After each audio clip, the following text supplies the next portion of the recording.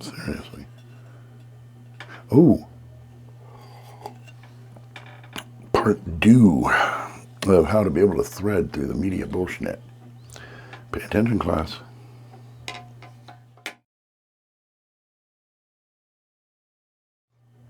Greetings and felicitations again, my fellow perceptive purple people.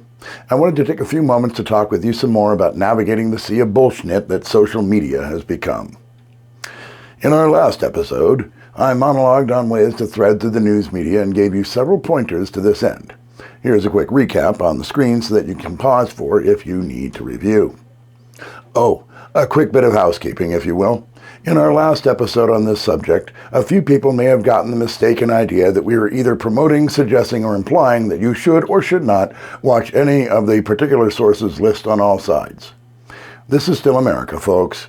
This is nothing that I would dream of telling you to do. I will not tell you who you should or should not watch. If you still want to enjoy your Fox or MSNBC or whatever, that is entirely up to you, my fellow perceptive purple people. I am merely giving you the observational tools of identifying skewed presentation perspectives to be able to enjoy them with the clarity of mind to know when an attempt to manipulate you is being made. So, okay? So, with that out of the way, today we're going to go over social media a little bit. Since you already have the other tools in your box, we won't belabor them any more than to say that they do apply to social media as well, and that this is supplemental to those. Okay, now we all get stuff blasted at us in our social media feeds from various sources, some of which aren't really interested in spreading honest truth to their internet brothers and sisters. Since social media thrives on interaction and subsequent advertising revenue, it should not surprise you to find that there are those who would abuse this intent with the spreading of lies to get clicks, likes, etc. To that end, you get inundated with various reports of whatever that later on turn out to be bullshit. How do you keep out of that cesspool of the algorithm fodder? First thing to remember, if it sounds incredible, it just might not be true. Now, I realize that you all probably know this when dealing with various interactions in person, but this principle definitely applies here. As a corollary to this rule, I would apply Sagan's standard. Extraordinary claims require extraordinary evidence. In other, less succinct words, if a claim is highly unlikely, it requires stronger, more compelling evidence to be believed.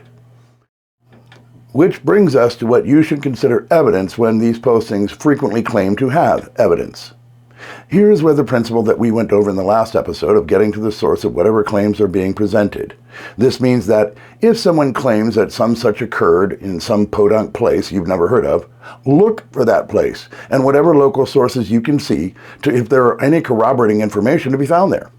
Frequently, for example, what is a small nugget of a true story can be totally misconstrued once it hits the social media circuits and goes viral.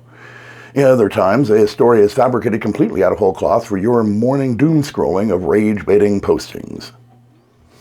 As another corollary to all this, learn to use Google Scholar. I'll put a link below for you, but a quick search on regular Google will pop up with one too. Google Scholar is particularly good for true research into the sciences as it is populated only by scientific study results. This is where you find the real evidence that people make claims about on Facebook, TikTok, or whatever. Yes, most everything seems to be written in a strange, arcane language. That's only because it is. Do not worry when you inevitably run across words that you don't understand. It's okay. A lot of the words that you'll find are not used in polite society, and I too occasionally get stumped by a word or two or three that I find in these works. Fear not, my intrepid seeker of truth. You have the best resource at your fingertips to look up these words and tuck them away into your memory for later use. You never know when you might need to use a word like anti-disestablishmentarianism in the course of casual conversation. No? Maybe it's just me. Anyways, what are your thoughts about all this? Do you find our position reasonable, or do you have more logical and/or rational views on the subject? Do be prepared for vigorous yet polite debate? But let's hear it. As always, I'll see you in the comment section below. Till our next chat, remember to keep your balance and stay purple, people. We'll see you again real soon. Let's get America together again.